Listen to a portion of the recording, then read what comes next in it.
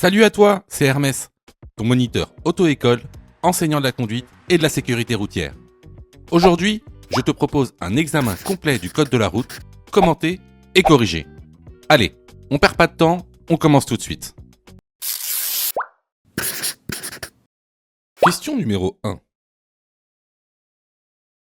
Dans cette situation, réponse A, je patiente puis je passe. Réponse B, je passe immédiatement.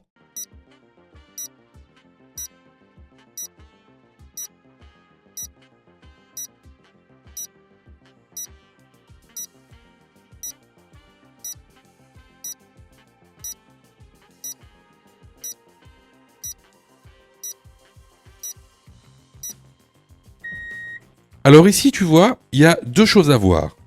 La première, à droite, on a une personne qui sort de son stationnement, portière ouverte. Donc, sur la chaussée. À notre gauche, on a un véhicule qui vient en sens inverse. Ici, il va d'abord falloir laisser passer le véhicule qui vient en sens inverse. Pourquoi ? Parce que déjà, premièrement, c'est nous qui avons l'obstacle. L'obstacle est sur notre chaussée, notre voie de circulation.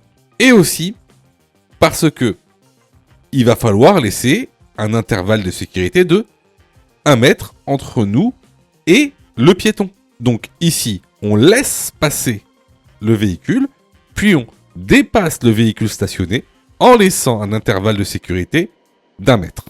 La bonne réponse ici est la réponse A. Question numéro 2. Je roule à 90 km/h. Ma distance d'arrêt est de réponse A, 81 mètres. Réponse B, 49 mètres. Réponse C, 30 mètres. Réponse D, 45 mètres.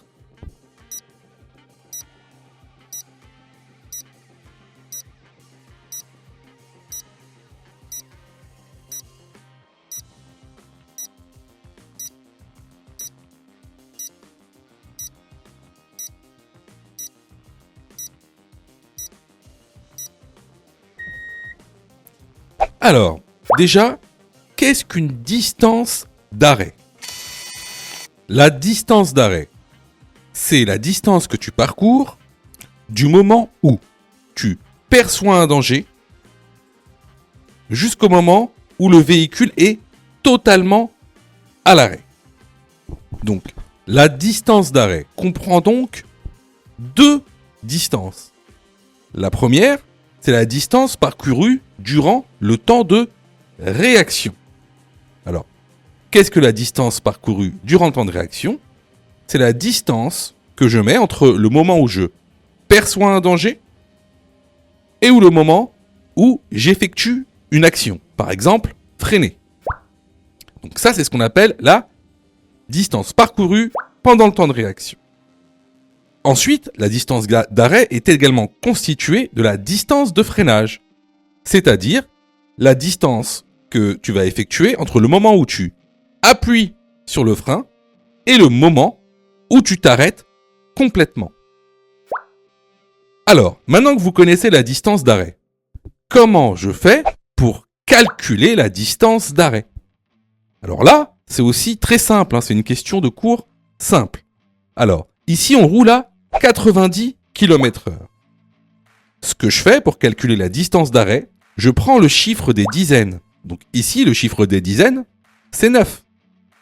Et je le multiplie par lui-même, ce qui me donne 81. Donc ici, à 90 km/h, ma distance d'arrêt est de 81 mètres. La bonne réponse est donc la réponse A. Question numéro 3. Dans cette situation, j'ai la priorité sur le véhicule blanc à ma droite. Oui, réponse A, non, réponse B.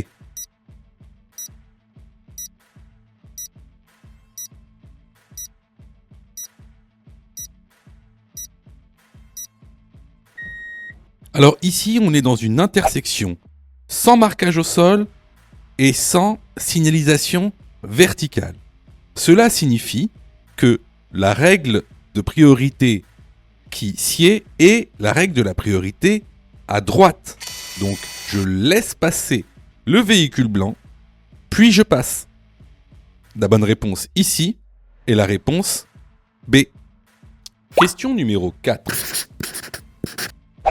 Le tramway est à l'arrêt. Réponse A, je klaxonne. Réponse B, je passe avec prudence. Réponse C, je m'arrête.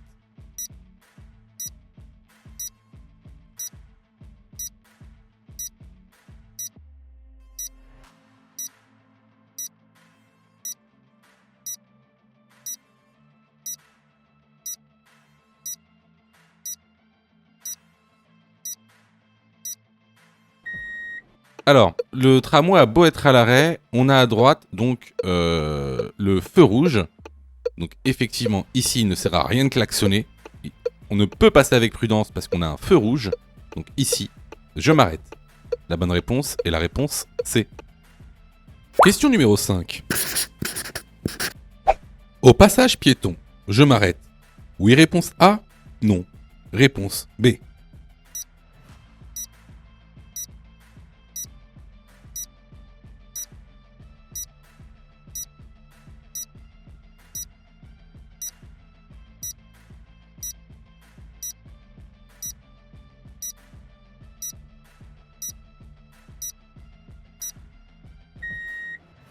Alors ici, comme tu le vois, on arrive sur un passage piéton.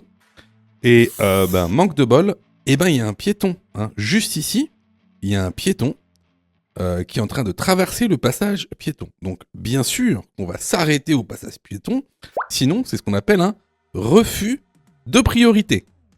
Donc refus de priorité, c'est contravention de 4e classe, 6 points de retrait sur le permis de conduire et 135 € d'amende. La bonne réponse ici est la réponse A. Question numéro 6. Après avoir marqué l'arrêt au stop, ce véhicule devra céder le passage au véhicule. Réponse A, venant de droite seulement. Réponse B, venant de gauche seulement. Réponse C, venant de droite et de gauche.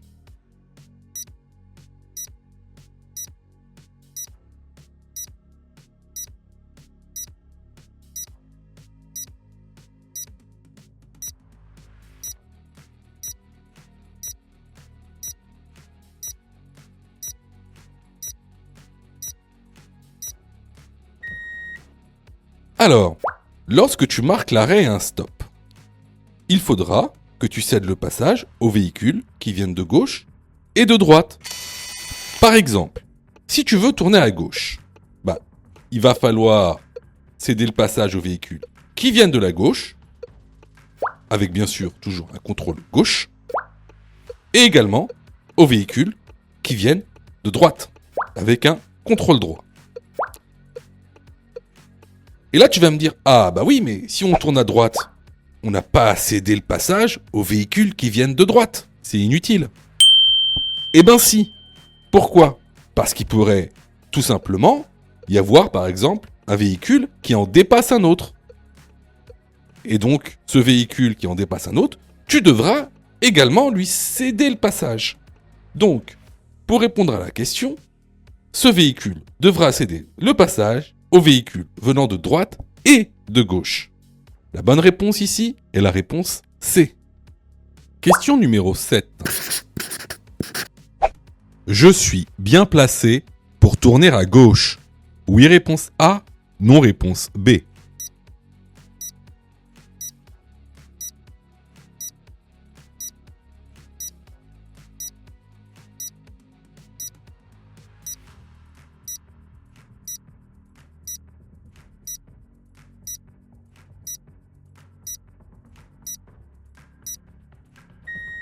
Alors ici, comme tu peux le voir, on est sur la voie de gauche, avec en plus de ça, un marquage au sol qui indique une flèche vers la gauche, qui nous indique donc que on est sur la voie pour tourner à gauche. Je suis donc bien placé pour tourner à gauche. La bonne réponse ici est la réponse A. Question numéro 8. Après avoir protégé la zone accidentée, je dois en premier lieu: réponse A, appeler les secours. Réponse B, secourir la victime. Réponse C, faire un prédiagnostic.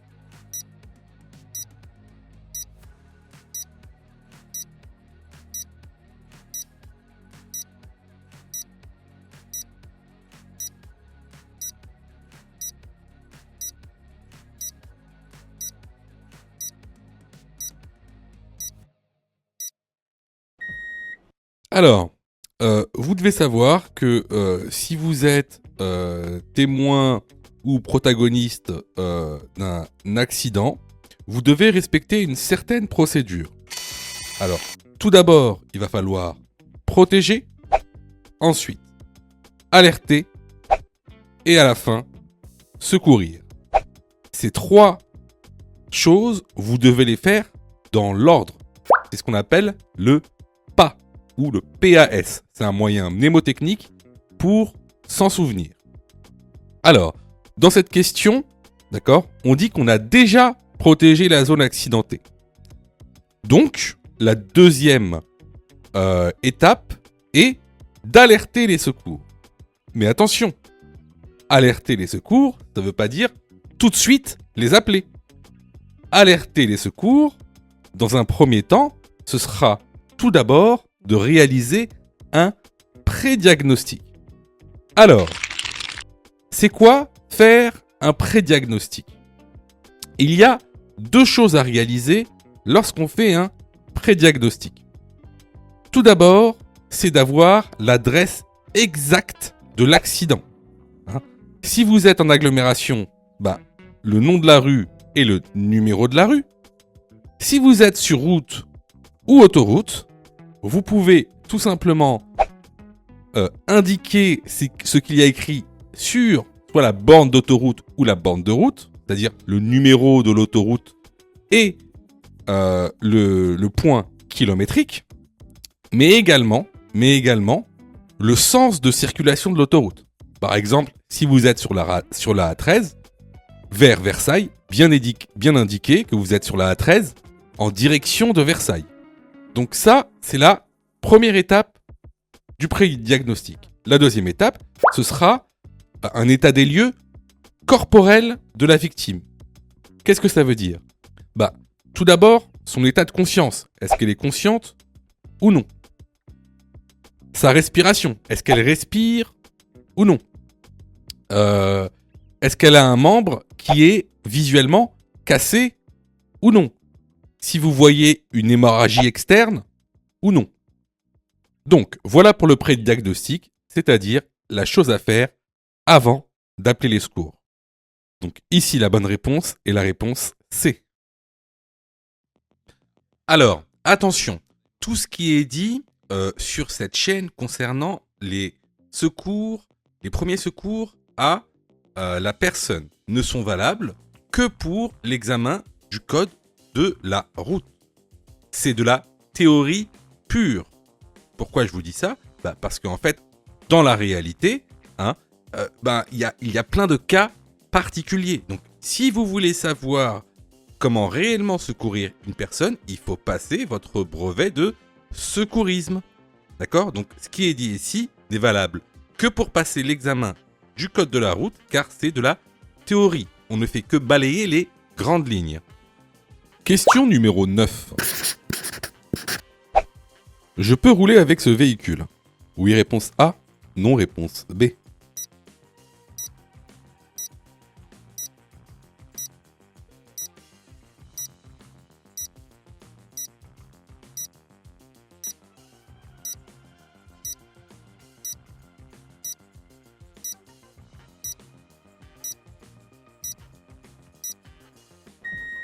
Alors, il faut que tu saches que la plaque d'immatriculation doit être visible. Dans ce cas-là, la plaque, elle n'est pas visible. Donc, tu peux être sanctionné pour carte d'immatriculation illisible. Ça, c'est une amende, c'est une contravention de 4e classe et une amende de 135 € sans retrait de points. La bonne réponse ici est la réponse B. Question numéro 10.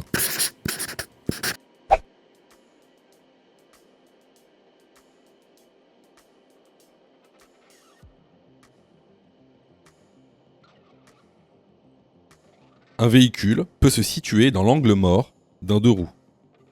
Oui, réponse A. Non, réponse B.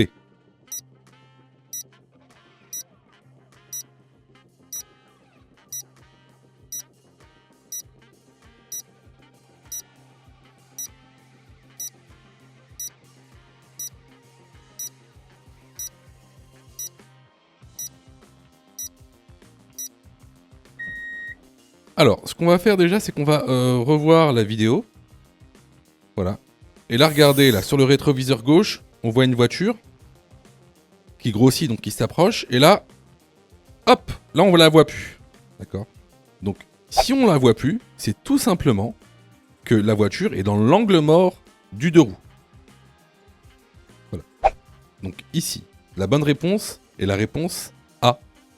Question numéro 11. Je souhaite faire demi-tour sur ce giratoire. J'actionne immédiatement le clignotant gauche.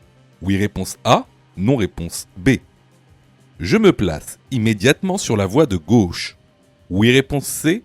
Non, réponse D.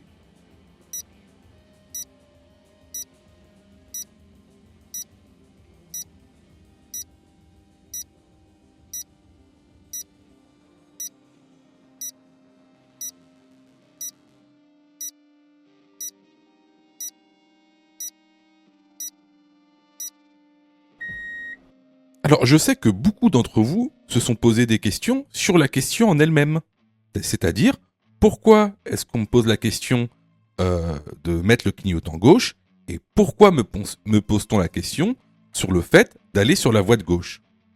Alors, c'est tout simplement parce que pour faire demi-tour sur un sens giratoire, il y a une procédure bien particulière. Alors, quelle est cette procédure? Tout d'abord, pour faire demi-tour sur un sens giratoire, il faut se placer sur la voie de gauche, c'est-à-dire mettre son clignotant gauche et se décaler sur la voie de gauche. Ensuite, on entreprend le demi-tour comme ceci dans le sens giratoire. Alors, par contre, regarde bien la situation qu'on a ici. Sur le rétroviseur gauche, on voit qu'on a une voiture juste derrière nous qui est très très proche. D'ailleurs, on la voit quasiment pas sur le rétroviseur intérieur. Donc ce qu'on va faire ici, c'est qu'on va d'abord laisser passer le véhicule qui est à notre gauche, puis une fois que le véhicule est passé, on met notre clignotant gauche, puis on se déplace sur la voie de gauche pour initier notre demi-tour. Donc ici, les bonnes réponses vont être les réponses B et D. Question numéro 12. Je peux m'arrêter ou stationner sur un arrêt de bus. Oui, réponse A. Non, réponse B.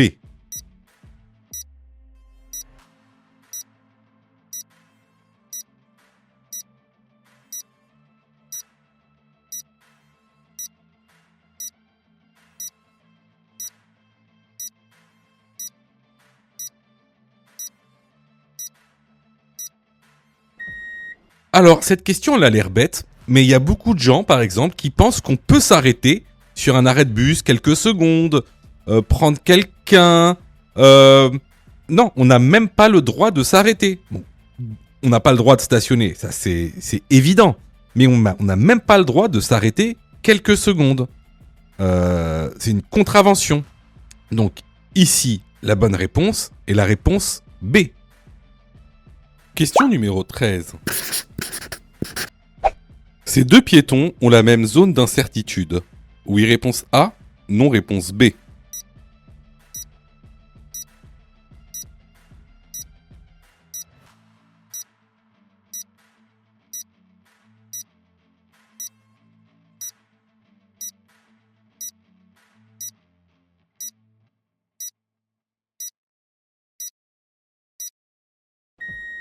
Alors ici, on a à gauche une personne, on va dire, plutôt âgée, et à droite, une personne plutôt jeune. Donc ce sont deux usagers de type différents, avec des zones d'incertitude, donc différentes. La bonne réponse ici est la réponse B. Sais-tu que Mon Code de la Route est aussi une plateforme pédagogique qui te permet de passer ton examen du code à partir de seulement 9,90 €. Et on a même conçu, spécialement pour toi, un programme qui te permet d'obtenir ton code en un temps record. C'est le programme Mon Code en 10 jours. Avec un calendrier de révision personnalisé, un contenu pédagogique par thème conforme à la nouvelle réforme, des nombreux tests d'examen blanc issus de l'examen officiel, accessibles sur smartphone, tablette et PC durant 1 an et en accès illimité. Et surtout, cette formation est 100% remboursée en cas d'échec à l'examen. Alors, si tu souhaites obtenir ton code du premier coup sans te ruiner et sans risque, rejoins notre programme en cliquant sur le lien en description de la vidéo. Pour ça, tu as juste à cliquer sur le lien en description et à choisir ta formule. Question numéro 14. Je tourne à droite à la prochaine intersection. Je cède la priorité aux véhicules dans la voie à ma droite. Oui, réponse A. Non, réponse B.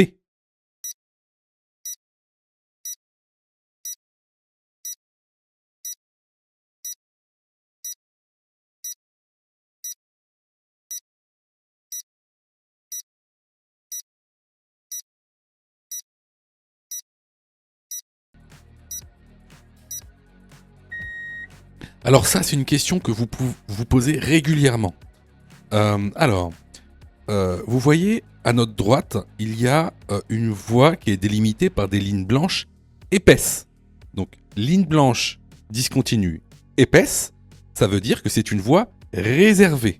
Alors, ici, on peut voir à qui elle est réservée grâce au marquage au sol. Donc, elle est réservée aux bus et aux vélos. Donc, qu'est-ce qui se passe lorsqu'on a une voie réservée à notre droite et qu'on veut nous-mêmes tourner à droite?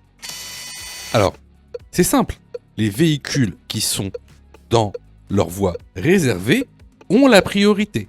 Donc, il va falloir laisser passer les véhicules qui sont dans la voie réservée pour ensuite pouvoir tourner.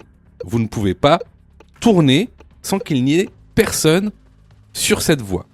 La bonne réponse ici est la réponse A. Question numéro 15.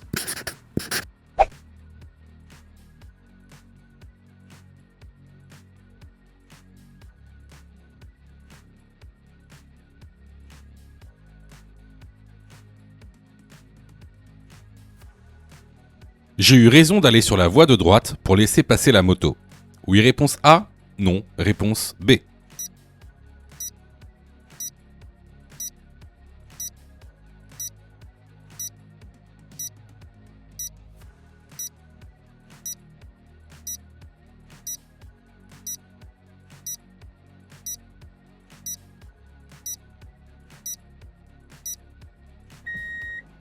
Alors ici, en général, si vous roulez sur la voie de gauche et qu'une personne, qu'un véhicule en tout cas, derrière vous vous colle et vous incite à aller sur la voie de droite pour qu'il puisse vous dépasser, alors vous le faites. Alors, ça c'est le cas général. Par contre, ici, regardez ce qui se passe. Ici, on a la voiture grise devant nous, qui est sur une voie d'accélération et qui s'insère dans la voie dans laquelle on va. Donc là, c'est un risque d'accident. Donc ici, je n'ai pas eu raison d'aller sur la voie de droite. La bonne réponse est la réponse B. Question numéro 16. L'aide au stationnement, ou parc assist, vous permet de ne plus faire vos contrôles. Oui, réponse A. Non, réponse B.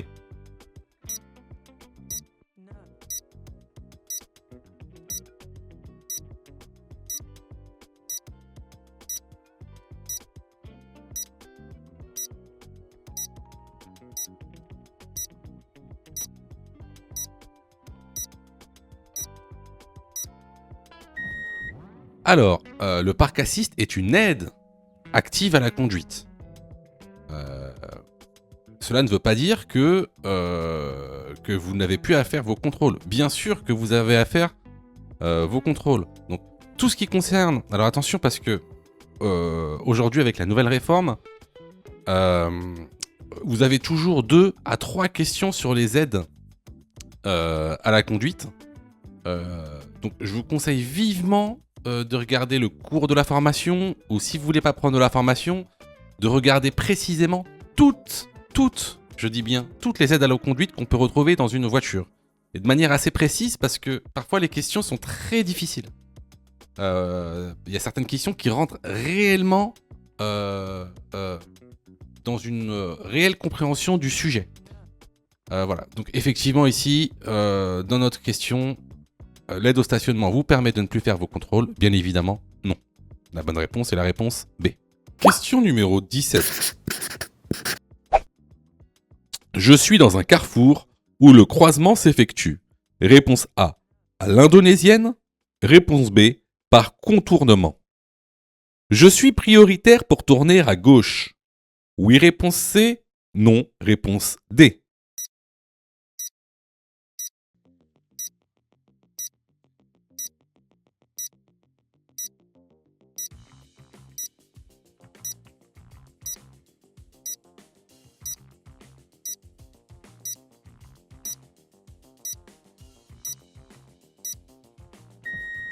Alors, il y a 2 types de croisements possibles dans une intersection. Vous avez les croisements à l'indonésienne et les croisements par contournement.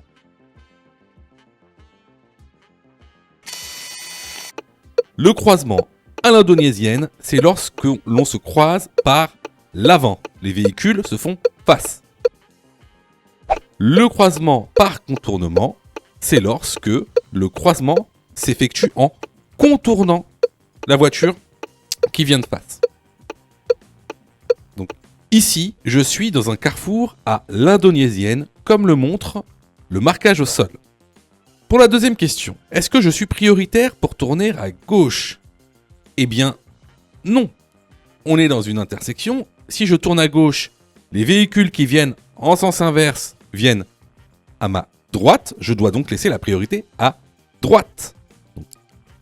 Alors, pour cette question, vraiment, si tu as eu foi à cette question, et notamment sur la notion de croisement à l'indonésienne et le croisement par contournement, c'est que clairement, il te manque des notions de base sans lesquelles tu ne pourras pas avoir ton code de la route. Donc, si tu as eu faux, je t'incite vivement à te former via notre plateforme pédagogique en cliquant sur le lien en description de la vidéo.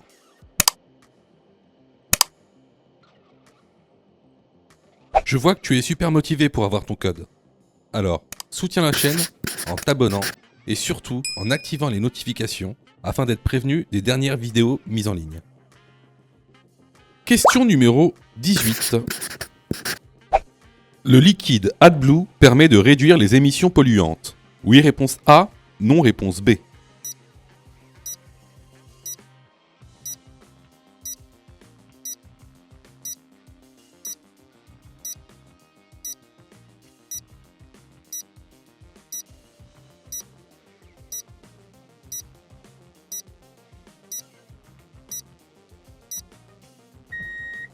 Alors, comme tu peux le voir ici, dans certaines motorisations, à côté de ton bouchon donc, de carburant, tu auras un bouchon d'AdBlue.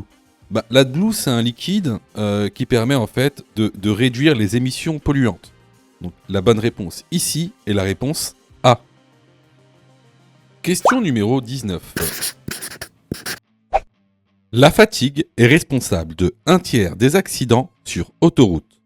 Oui, réponse A. Non, réponse B.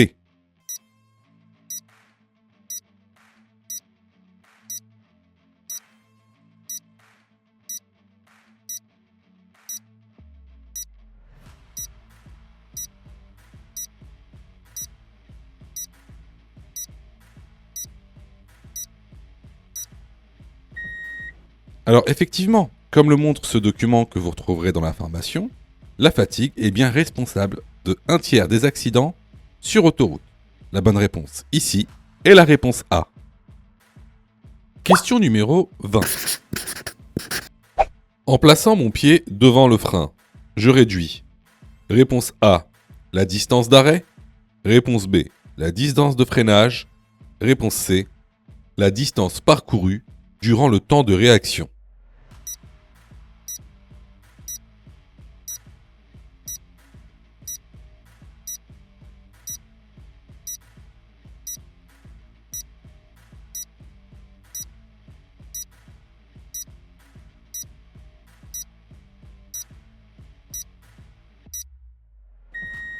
Alors, comme vous le savez, dans les modules pédagogiques du code de la route, on a plusieurs distances que tu dois savoir calculer.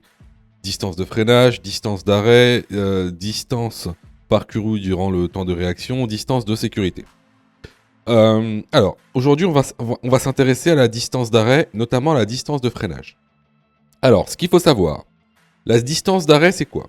La distance d'arrêt, c'est le temps parcouru durant le temps de réaction et durant le freinage. Donc, distance d'arrêt, c'est égal à distance parcourue pendant le temps de réaction plus la distance de freinage. Alors, qu'est-ce que le temps de réaction? Le temps de réaction, il est composé donc de 4 composantes qu'on va appeler PADA. Ce sera un moyen mémotechnique pour s'en souvenir. Donc, PADA, P pour percevoir, A pour analyser, D pour décider, A, agir. Donc, percevoir, ça va être voir le danger. Analyser, c'est-à-dire, analyser, c'est dans quelles conditions je suis. Décider, c'est qu'est-ce que je vais faire? Est-ce que je vais freiner? Est-ce que je vais tourner? Est-ce que je vais accélérer? Et ensuite, en dernier recours, le A pour agir. Donc c'est le moment où on agit. En général, on freine. Donc ici, si je place mon pied devant le frein, qu'est-ce que je vais faire? Je vais réduire la distance parcourue durant le temps de réaction, parce que j'aurai déjà le pied devant le frein. Également, étant donné que la distance parcourue durant le temps de réaction fait partie de la distance d'arrêt, alors je vais aussi réduire de manière mécanique la distance d'arrêt. Donc ici, les bonnes réponses vont être les réponses A et C. Question numéro 21. L'étiquette énergie permet de connaître le niveau d'émission de CO2 d'une voiture. Oui, réponse A. Non, réponse B.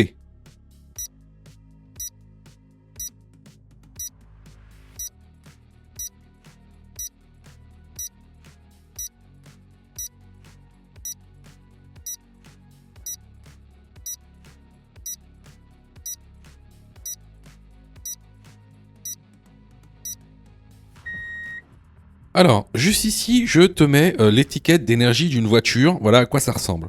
Donc, tout au-dessus, les informations du véhicule, donc type de véhicule, le carburant, si c'est un essence, un diesel ou un électrique, la consommation de carburant qu'on appelle WLTP, c'est-à-dire sa consommation mixte, et ensuite, il y a son émission de CO2 par kilomètre, donc qui est compté en grammes par kilomètre. Et donc, il y a un classement. Il y a un classement sur 7 lettres. Donc, effectivement, les véhicules qui ont le classement A sont les moins polluants, et ceux qui ont le classement G sont les plus polluants. Donc, pour répondre à la question, l'étiquette énergie permet de connaître le niveau d'émission de CO2. La réponse est la réponse A. Question numéro 22. Après ce panneau, je vais devoir équiper mon véhicule d'un dispositif antidérapant. Oui, réponse A. Non, réponse B. La route est praticable. Oui, réponse C. Non. Réponse D.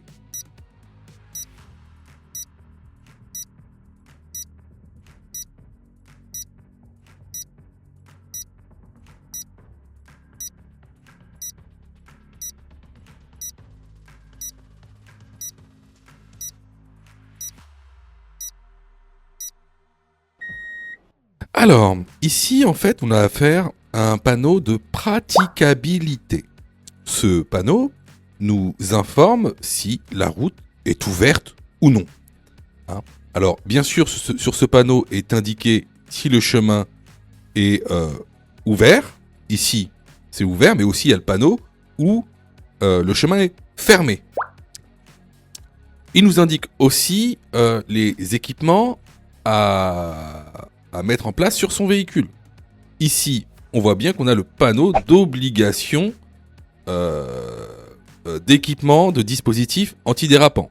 Donc ça peut être des chaînes, donc chaînes métalliques ou chaînes textiles, ou alors ça peut être des pneus neige 3P MSF. Donc, ici, les bonnes réponses vont être les réponses A et C. Question numéro 23. L'appui-tête est bien réglé. Oui, réponse A. Non, réponse B.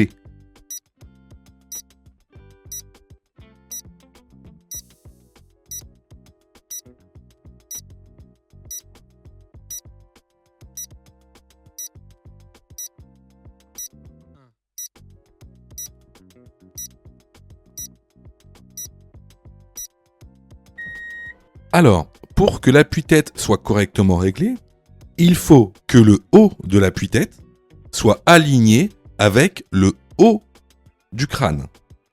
Donc ici, c'est bien le cas, donc l'appui-tête est bien réglé. La bonne réponse ici est la réponse A. Question numéro 24. Je me suis trompé de carburant. A. Je peux rouler jusqu'au prochain garagiste. B. J'immobilise mon véhicule. C. J'appelle un dépanneur.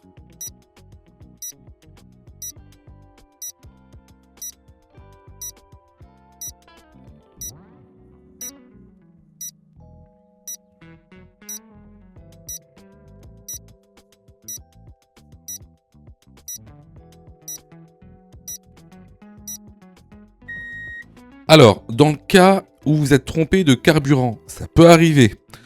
Surtout, il ne faut plus redémarrer la voiture. Vous ne mettez plus le contact dans la voiture de peur que le mauvais carburant rentre dans le moteur. Donc, ce qu'il faut faire dans ce cas-là, c'est immobiliser sa voiture, ne plus la toucher. Et, bien sûr, appeler un dépanneur. Donc ici, les bonnes réponses sont les réponses B et C. Question numéro 25. L'utilisation du klaxon est réglementée. Réponse A, en agglomération. Réponse B, hors agglomération. Est autorisée hors agglomération de jour.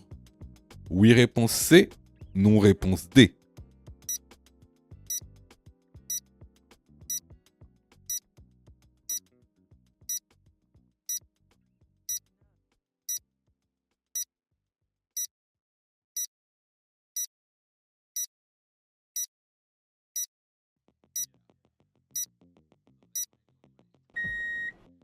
Alors effectivement, l'utilisation du klaxon est réglementée.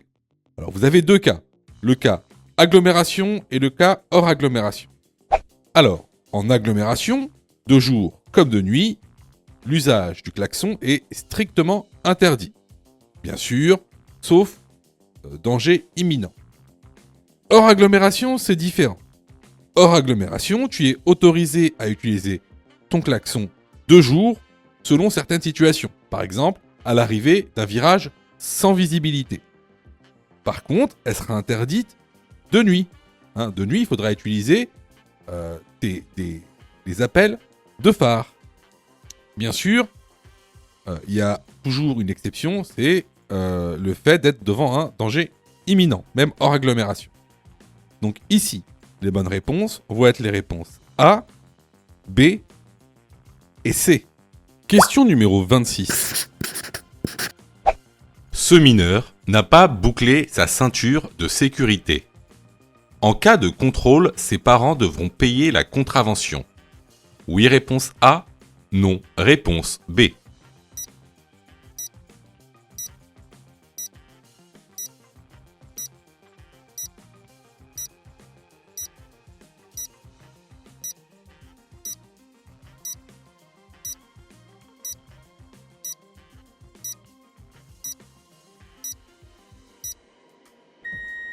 Alors, ici, on a affaire donc ici à un passager qui n'a pas sa ceinture. Alors, concernant la réglementation concernant le port de la ceinture de sécurité, vous avez deux cas. Le cas où le passager est mineur et le cas où le passager est majeur. Dans le cas où le passager est mineur, c'est le conducteur qui devra payer l'amende. Dans le cas où le passager est majeur, c'est le passager qui devra payer son amende. Donc, la bonne réponse ici est la réponse B. Les vidéos sont totalement gratuites, donc abonne-toi pour aider la chaîne et surtout, active les notifications pour être prévenu des dernières vidéos et avoir ton code beaucoup plus rapidement. Question numéro 27. Ce panneau indique réponse A, un passage piéton, réponse B, des toilettes publiques.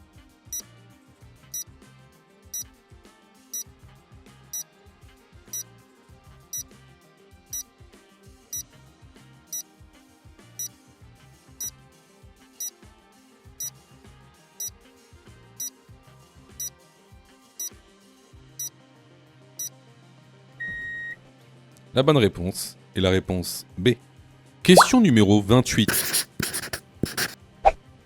À 70 km/h, la distance parcourue pendant une seconde est de réponse A, 21 mètres, réponse B, 42 mètres, réponse C, 49 mètres, réponse D, 70 mètres.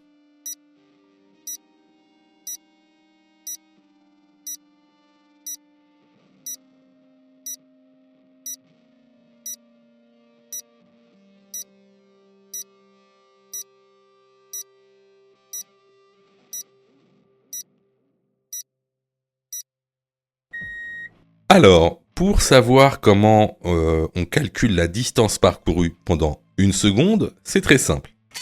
Tu prends déjà la vitesse, ici 70 km/h. Tu prends le chiffre des dizaines, donc ici le chiffre des dizaines, c'est 7. Et ce chiffre, tu le multiplies par 3, ce qui donne 21. Donc, la distance parcourue pendant une seconde est de 21 mètres. Alors là, sûrement que tu vas me dire, mais attends, mais pourquoi est-ce qu'on nous demande de calculer la distance parcourue pendant une seconde ? Nous, on veut juste avoir notre permis, on n'est pas des physiciens, on n'est pas des mathématiciens, ça nous sert à rien en fait. On n'est pas à un contrôle de physique. Eh ben non. Parce que pourquoi on vous pose cette question ? C'est parce que c'est une question de cours. Regardez. C'est quoi la distance parcourue pendant le temps de réaction ?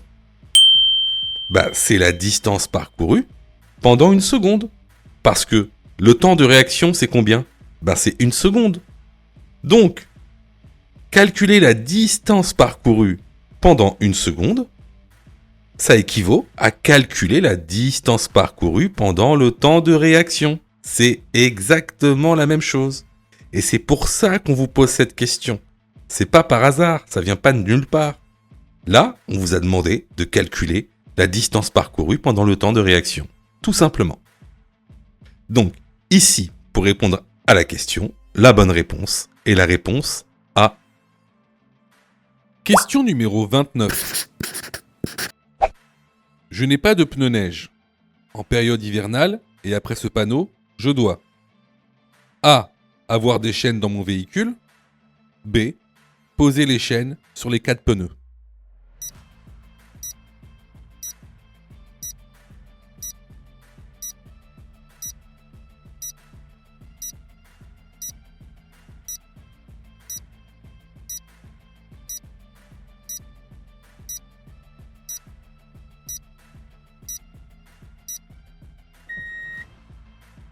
Alors, la période dite hivernale, c'est du 1er novembre au 31 mars.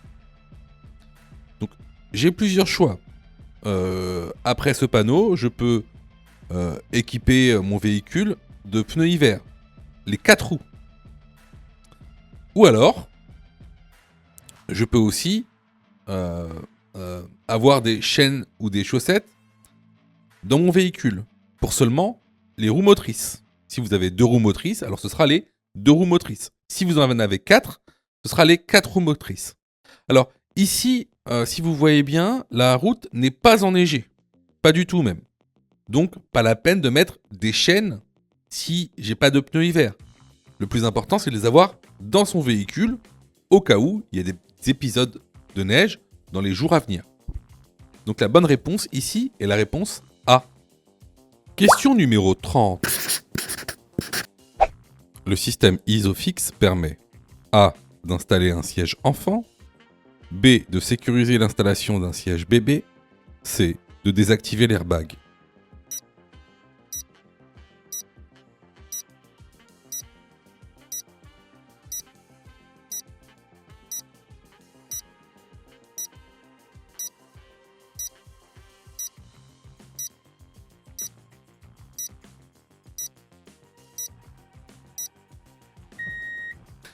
Alors, le système Isofix, c'est tout simplement 2 mousquetons en acier. Hein. C'est 2 carrés en acier qui sont fixés en fait au châssis du véhicule.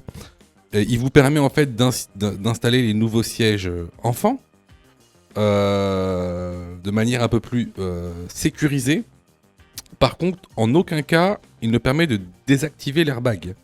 Ce sera à vous de désactiver l'airbag par vous-même. Donc le système Isofix n'est pas relié à l'airbag électroniquement. Donc les bonnes réponses ici seront les réponses A et B. Question numéro 31.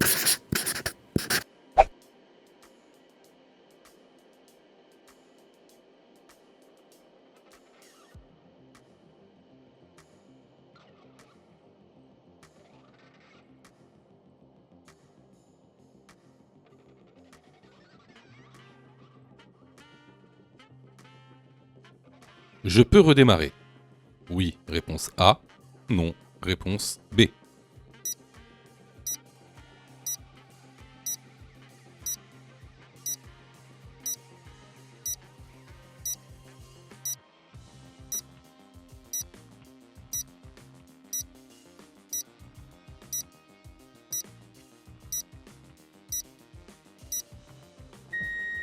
Comme tu peux le voir ici, les feux continuent de clignoter.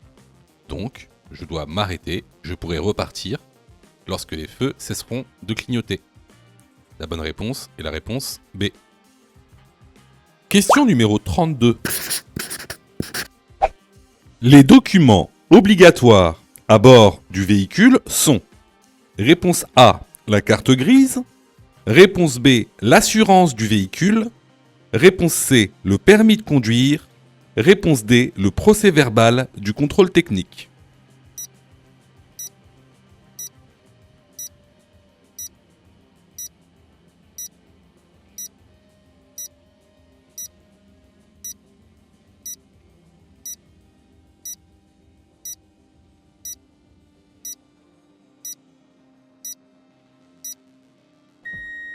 Alors, tu dois savoir qu'il y a seulement 3 documents obligatoires à avoir dans ton véhicule. Tout d'abord, ça va être le permis de conduire. Ensuite, ça va être la carte grise et également la preuve du contrôle technique valide. Tu n'as pas besoin de montrer ton procès-verbal du contrôle technique. Tu as seulement besoin de montrer une preuve, c'est-à-dire de montrer soit la vignette, soit le timbre qui est collé sur la carte grise. Également, tu n'es pas obligé de posséder l'assurance du véhicule à bord du véhicule. Hein, maintenant, depuis avril 2024, les policiers ont à leur disposition un fichier des véhicules assurés. Donc, d'ailleurs, il s'appelle le FVA, fichier des véhicules assurés. Donc, ils savent si tu es assuré ou non. Donc, c'est plus obligatoire de l'avoir depuis avril 2024. Donc, pour répondre à la question, les documents obligatoires à bord du véhicule sont réponse A, la carte grise, et réponse C, le permis de conduire. Les bonnes réponses sont les réponses A et C. Alors, vous voyez, il y a beaucoup de gens, en fait, je sais, je sais que vous vous êtes trompés. Enfin, beaucoup d'entre vous se sont trompés. je sais que vous passez beaucoup de temps à réviser votre code. Je le sais. Hein, sûrement que même vous avez une application gratuite. Mais vous savez, les applications gratuites, si c'est gratuit, ne pensez pas que vous allez avoir de la qualité. D'accord ? Ne pensez pas ça. Hein, c'est pas pour rien qu'il y a 40% de taux d'échec. Quasiment la moitié des gens qui regardent cette vidéo vont rater leur code. Pas parce qu'ils n'ont pas travaillé, pas parce qu'ils sont nuls, parce que vous avez été mal formés. C'est pour ça que nous, on vous propose donc une plateforme de formation 100% dédiée au code de la route, réalisée par des professionnels, avec une méthodologie adéquate qui vous permettra d'avoir votre code de la route rapidement. En plus de ça, vraiment ça coûte pas cher. Vous pouvez commencer à vous former pour 9,90 €. Ça, c'est la formule la plus basse. Sinon, vous pouvez même choisir la formule Mon code en 10 jours. Et avec cette formule, vous êtes 100% remboursé si vous ratez votre code. Simplement en envoyant la preuve de votre échec. Donc voilà, moi un petit conseil que je vous donne, surtout si vous êtes trompé à cette question, allez dans la plateforme, formez-vous correctement. Vous allez voir, ça va bien se passer. Pour ça, tu as juste à cliquer sur le lien en description et à choisir ta formule. Question numéro 33. Je suis sur autoroute. Mon allure est adaptée. Oui, réponse A. Non, réponse B.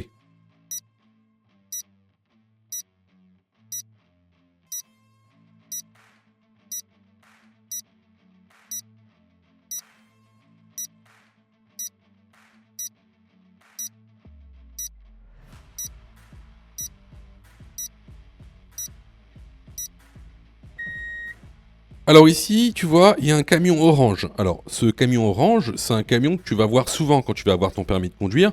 C'est donc les camions de la DIR. Donc la DIR, c'est la direction interdépartementale des routes.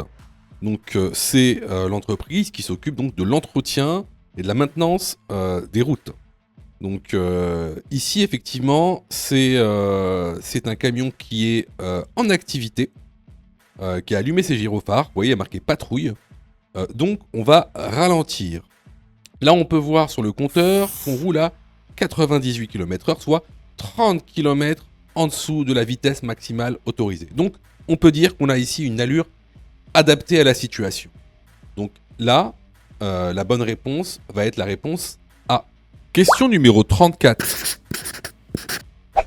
Je serre le bord droit de la route. Oui, réponse A. Non, réponse B.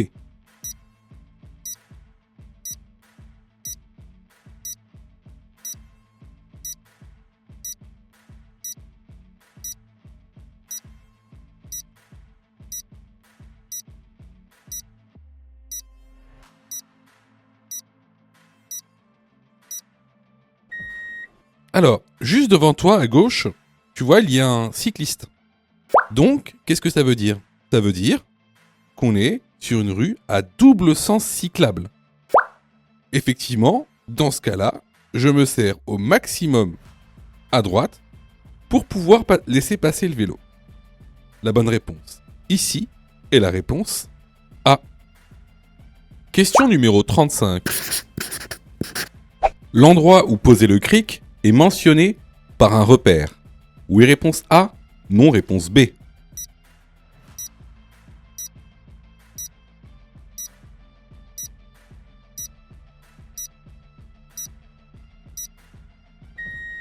Alors tu vois, souvent quand c'est la première fois que tu remplaces une roue, tu vas te poser deux questions.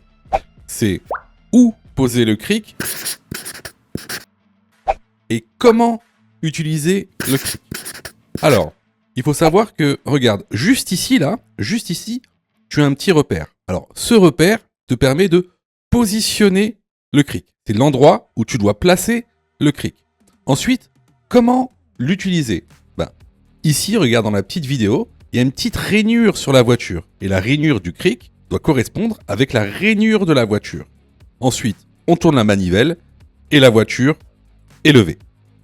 Donc ici, la bonne réponse est la réponse A. Si tu aimes le contenu, alors prends quelques secondes pour liker la vidéo. c'est très important. Cela nous permet d'être mieux référencés et donc de te présenter encore plus de vidéos pour que tu puisses obtenir ton code le plus rapidement possible. Question numéro 36. Cet élément se nomme, réponse A, une commande, réponse B, un commodo. Sur celui-ci, le symbole des feux de brouillard avant sont dirigés vers, réponse C, la gauche, réponse D, la droite.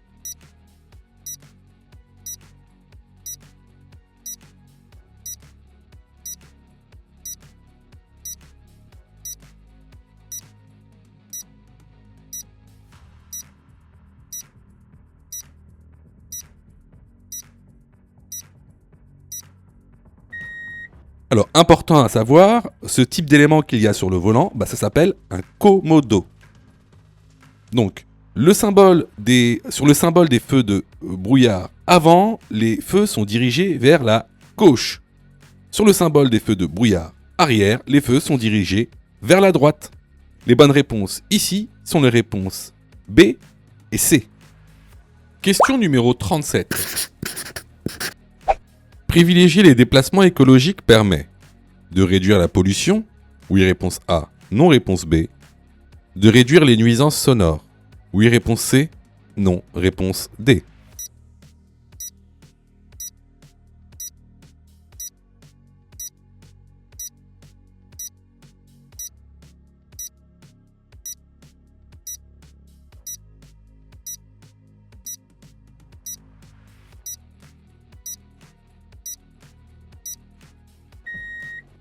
Alors, bien sûr, utiliser des moyens de transport écologiques va permettre tout d'abord de réduire la pollution de l'air et ensuite de réduire aussi la pollution sonore ou les nuisances sonores.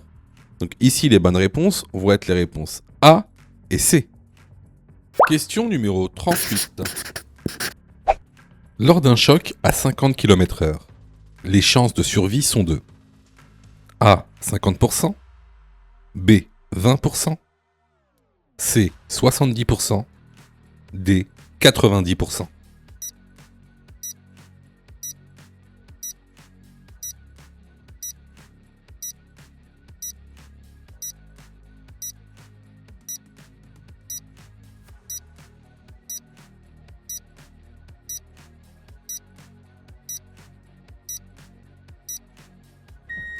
À 30 km/h, vos chances de survie sont de 90%. À 50 km/h, elles sont de 20%. Et au-delà de 60 km/h, elles sont quasi nulles. La bonne réponse est la réponse B. Alors là, c'était vraiment une question de cours qu'on voit régulièrement dans la formation. Donc, si vous avez eu faux à cette question, vraiment, je vous incite vraiment à vous former, que ce soit chez nous ou ailleurs. Alors, je reçois plusieurs messages de votre part, d'ailleurs je vous en remercie. Alors, vous me posez souvent deux questions. Alors, la première c'est quand est-ce que je suis prêt pour passer mon code ? Et la deuxième c'est est-ce que je dois suivre la formation ?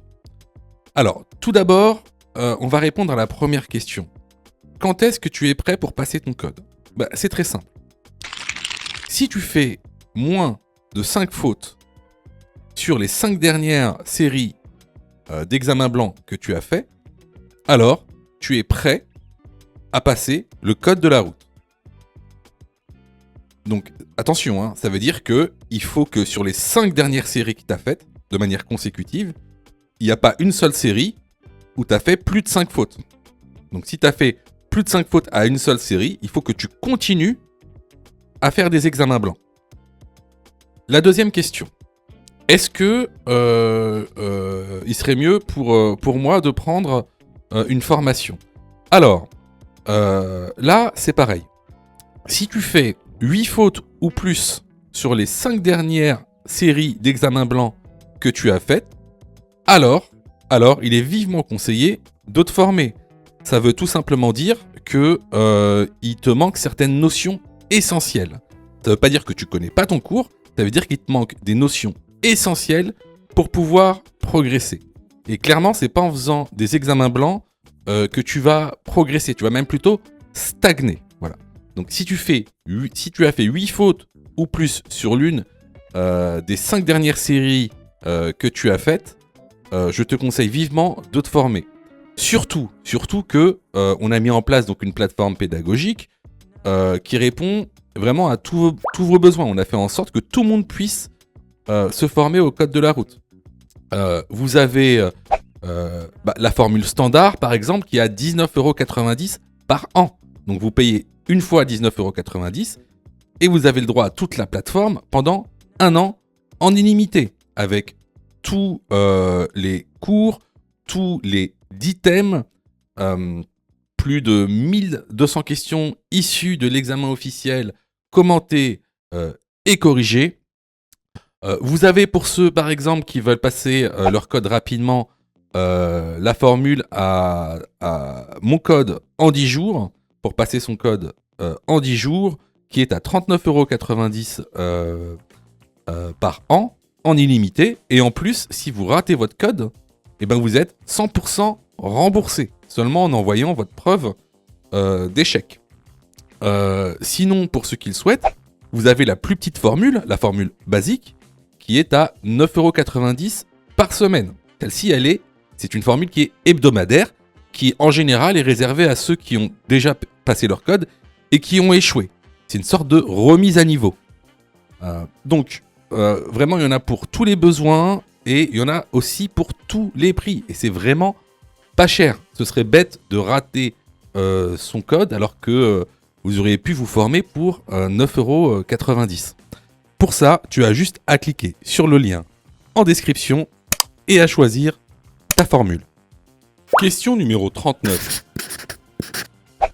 Le port de la ceinture de sécurité permet de réduire les risques d'accident. Oui, réponse A. Non, réponse B. De réduire le risque d'éjection de l'habitacle en cas d'accident. Oui, réponse C. Non, réponse D.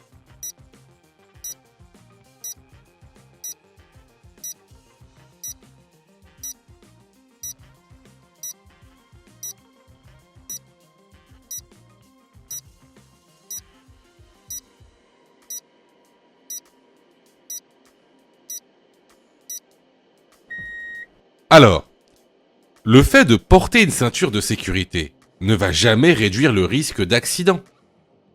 C'est pas parce que vous portez une ceinture que vous allez moins avoir d'accidents.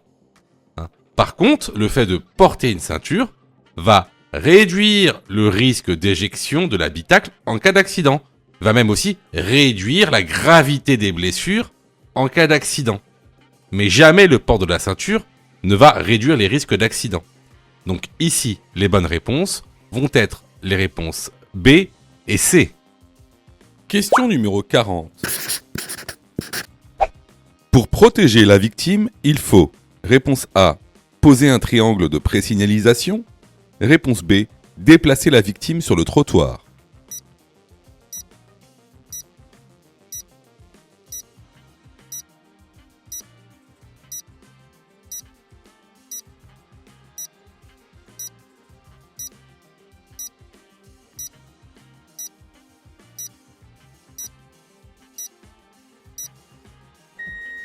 Alors, n'oubliez pas, lorsque vous êtes témoin ou protagoniste d'un accident, il y a une procédure à suivre qu'on appelle le PA et qui nous dit comment intervenir.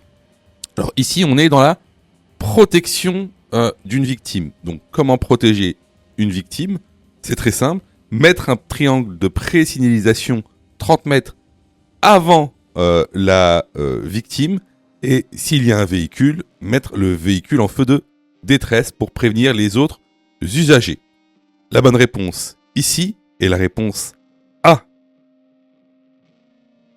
Alors, attention, tout ce qui est dit sur cette chaîne concernant les secours, les premiers secours à la personne ne sont valables que pour l'examen du code de la route.